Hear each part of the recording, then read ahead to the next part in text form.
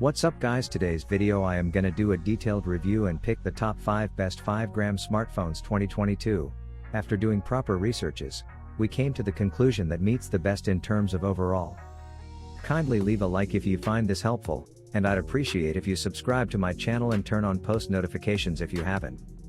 We will be also providing affiliates link to purchase from Amazon. Kindly use to for best offers and purchase from anywhere in the world. We'll be back with more videos, so let's get started. The REALME X7's design is heavily focused on making it slim and light, and it does a very good job here. The all-plastic body helps it achieve a comfortable weight of just 177 grams, and it isn't very thick either at 7.99 millimeters. Both these figures are big improvements over the hefty REALME 7. The plastic back is a bit of a letdown, since the edges picked up scuff marks very easily. A glass back could have prevented this. The buttons on the REALME 8 have good feedback. At the bottom, we have the speaker, headphone jack, and USB Type-C port. The big change compared to the REALME 7 lies in the display, which is a 6.4-inch Super AMOLED panel with a full HD Plus resolution, rather than an LCD panel. This is the first time REALME's non-Pro number series has received the AMOLED treatment. With this display, you also get a speedy in-display fingerprint sensor, but you sacrifice the 90 Hz refresh rate that the REALME 7 offered. The display has a screen protector pre-applied, but there's no official mention of reinforced glass, which previous models had. When we asked REALME, a company representative told us that it has used Dragon Trail glass on the REALME 8. The REALME 8 reuses the MediaTek Helio G95 SoC from the REALME 7, which has proven to be good enough for gaming at this price level. The REALME 8 is available in 3 RAM variants, all having the same 128GB of UFS 2.1 storage. The 4GB variant is priced at Rs. 14,999, the 6GB variant is Rs. 15,999, and the 8GB variant is Rs. 16,999. REALME sent me the top-end 8GB variant for this review. Other specifications include dual-band Wi-Fi AC, Bluetooth 5.1, and the usual array of sensors and satellite navigation support. Having an AMOLED display instantly livens up images and videos, making the REALME 8 a good device for media consumption. The display's contrast levels are good and brightness is more than adequate even for outdoor use. The in-display fingerprint sensor is very quick at authentication, and face recognition is just as reliable. The bottom speaker gets decently loud, although it would have been nice to have had stereo speakers.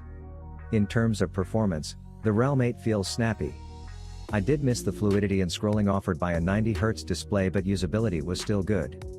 The Helio G95 SoC posts good benchmark numbers too, scoring 289,587 points in Antutu.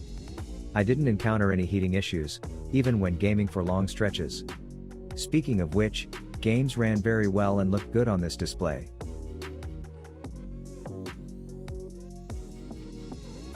The REALME NARZO 30 Pro 5G is currently the least expensive 5G phone in India with a starting price of Rs.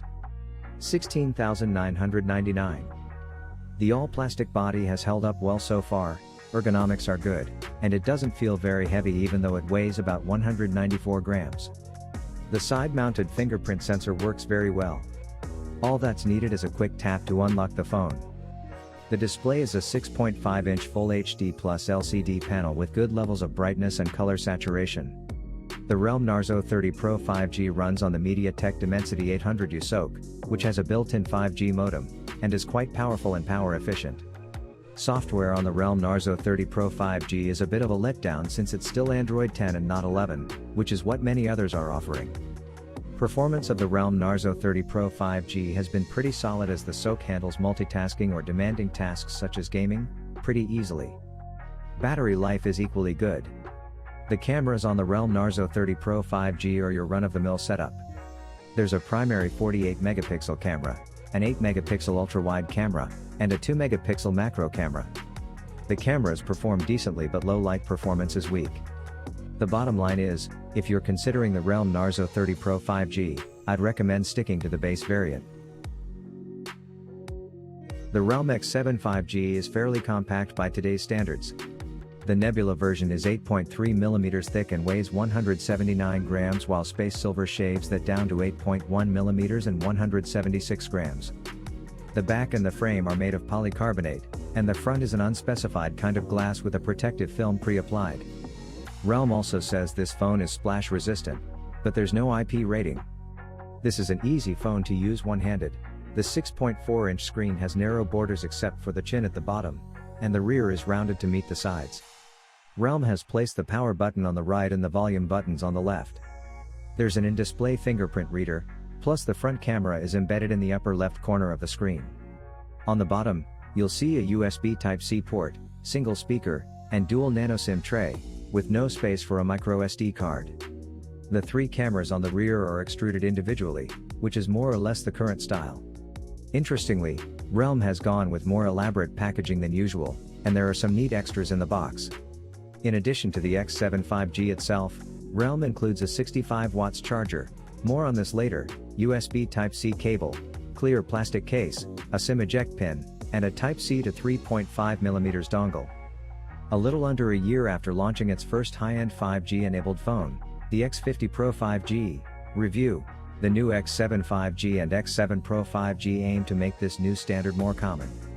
There are no 5G networks in India, yet, but this is becoming somewhat of a must-have feature anyway. REALME promises dual SIM, dual standby plus support for all major bands, though it remains to be seen which ones operators in India will use. 5G is enabled by the MediaTek Dimensity 800U SoC, which is quite new and likely to become popular.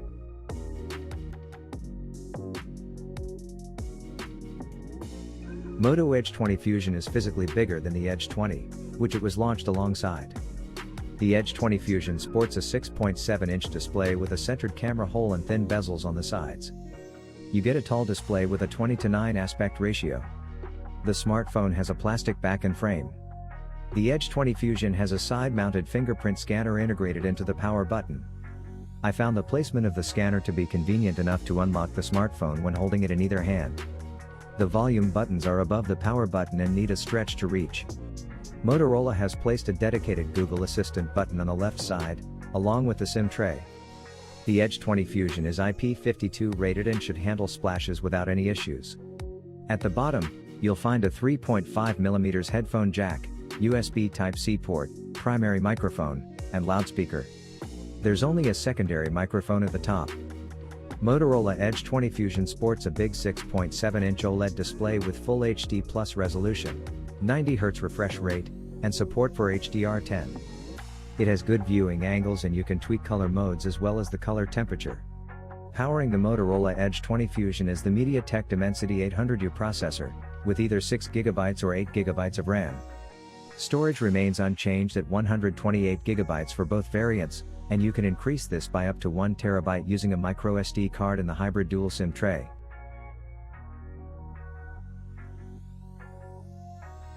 While the IQOO Z3 does not follow in the footsteps of the gamer-centric IQOO 3, it succeeds as an affordable smartphone that not only looks good, but also offers a good processor considering its price.